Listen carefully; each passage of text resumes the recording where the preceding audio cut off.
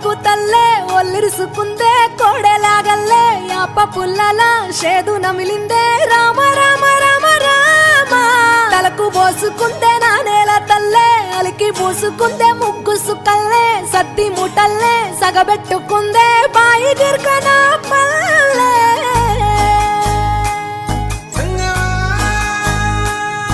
ఏ తెల్లని పాలధారలల్ల పల్లె తెల్లారుతుంటదిరా గుళ్ళోని గంటలు కాడెట్ల మెడలోన జంటగా మోగుతూ ఉంటాయిరా